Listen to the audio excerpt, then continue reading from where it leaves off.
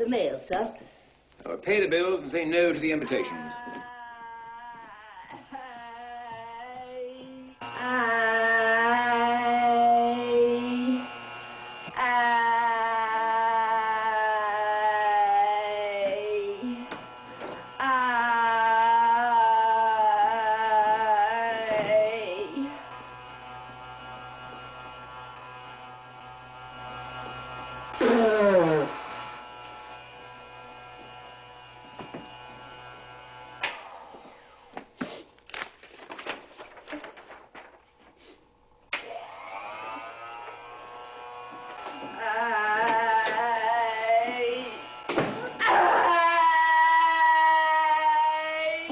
Simply cannot go on working the girl this way, making her say her alphabet over and over, from sun up to sundown, even during meals. You'll exhaust yourself. When will it stop? When she does it properly, of course. Is that all, Mrs. Pierce? There's another letter from that American millionaire, Ezra D. Wallingford. He still wants you to lecture for his moral reform league. Yes, but throw it away. Oh, it's the third letter he's written you, sir. You should at least answer it. All right, leave it to the desk, Mrs. Pierce. I'll try and get to it. If you please, sir, there's a dustman downstairs, Alfred P. Doolittle, who wants to see you. He says you have his daughter here. Phew, I say.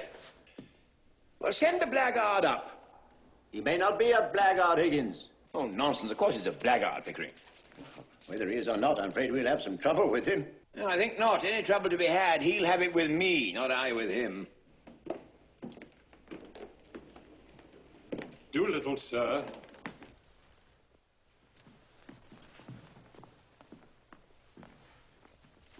Professor Higgins? Here! Where?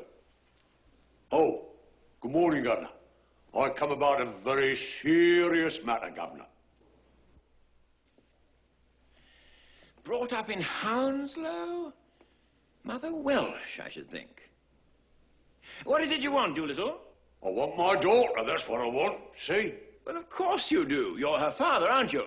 I'm glad to see you have a spark of family feeling left. She's in there. Just take her away at once. What? Take her away. Do you think I'm going to keep your daughter for you? Nah, is this reasonable, Governor? Is it fairity to take advantage of a man like that? The girl belongs to me. You got her. Where do I come in? How dare you come here and attempt to blackmail me? You sent her here on purpose. Don't take a man up like that, Governor. Well, the police should take you up. This is a plot to extort money by threats. I shall telephone the police. Have I asked you for a brass farthing? I'll leave it to this gentleman here. Have I said a word about money? What else did you come for?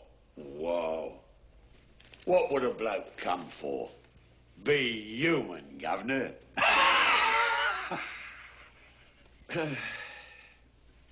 Alfred? You sent her here on purpose. So help me, Governor, I never did. Then how did you know she was here? I'll tell you, Governor, if you only let me get a word in. I'm willing to tell you. I'm wanting to tell you. I'm waiting to tell you. You know, Pickering, this chap's got a certain natural gift of rhetoric. Observe the rhythm of his native wood notes, Wilde. I'm willing to tell you, I'm wanting to tell you, I'm waiting to tell you.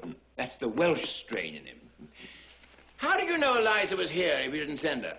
Well, she sent back for her luggage, and I got to hear about it. She said she didn't want no clothes. What was I to think from that, Governor? I asked you. As a parent, what was I to think? So you came here to rescue her from worse than death, eh? Just so, Governor, that's right. Yes. Mrs. Pierce!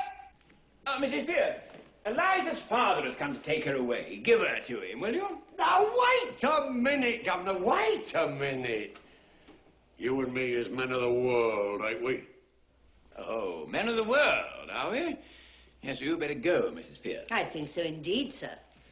Here, Governor, I've took a sort of fancy to you, and if you want the girl, well, I ain't so set on having her back home again, but what I might be open to is an arrangement. All I ask is my rights as a father. You're the last man alive to expect me to let her go for nothing. I can see you're one of the straight sort, Governor.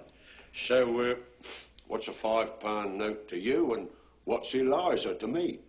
I think you ought to know, Doolittle, that Mr. Higgins' intentions are entirely honourable. Well, of course they are, Governor. If I thought they wasn't, I'd ask 50. You mean to say you'd sell your daughter for £50? Have you no morals, man? No. No, I can't afford them, Governor. Neither could you if you was as poor as me. Not that I mean any harm, mind you, but if Eliza's going to have a bit out of this, why not me, too? Eh? Why not? Well, look at it my way. What am I? I asked you, what am I? I'm one of the undeserving poor, that's what I am. Now, think what that means to a man. It means he's up against middle-class morality for all the time. If there's anything going, and I puts in for a bit of it, it's always the same story.